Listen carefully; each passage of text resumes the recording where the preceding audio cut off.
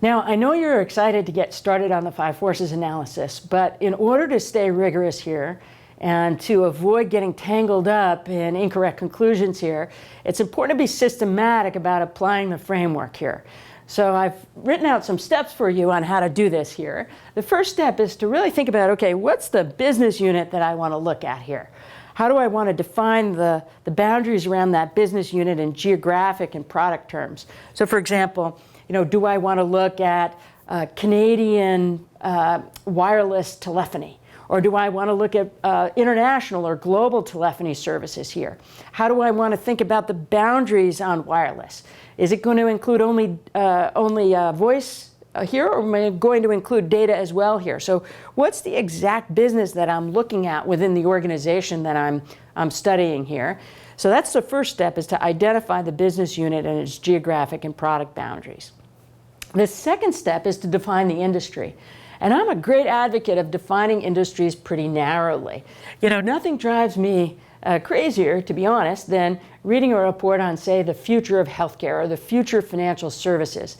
The truth is, those are entire sectors of the economy. Future of telecommunications, it's a sector of the economy. And the truth is, for me, that they include multiple industries that may each have different structures. For example, in healthcare, the structure of the pharmaceutical industry is quite different than the structure of acute care medical facilities, running a hospital, for example. So define the industry relatively narrowly. The best criteria for defining an industry will come up a little bit later here, but basically you want to go as narrow as you can to capture the really immediate competitive environment in which an organization is operating here. Once you define your industry, please determine whether you're going to use ROA, ROS, or ROE as your measure of financial performance among the different rivals in that business here. Then step 4 is to estimate the industry average profitability. And as you may know, I'm a great advocate of making accurate estimates here rather than focusing on available data. Often companies blend together their performance in high and low businesses in order to be able to show a stable mean here. I'd like to advocate that in your calculation of industry average profits, that you disaggregate blended together businesses that may be reported over time here, to focus on what's really going on in the industry that you're studying here.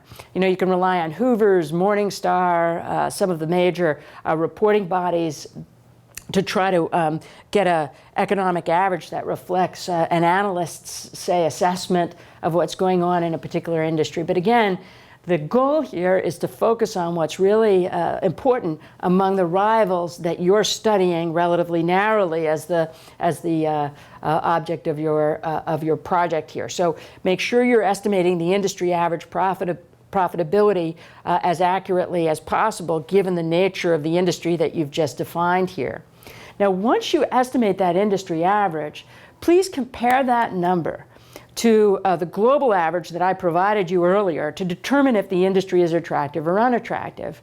Earlier I told you that the economic average ROA is 4%, ROS is 5%, and ROE is 11.5%, overall. And these numbers for ROA and ROS are our worldwide estimates that include both private and public firms all over the world here. So please compare the number that you estimate for the industry with those benchmarks to determine whether or not the industry is attractive or unattractive historically, okay?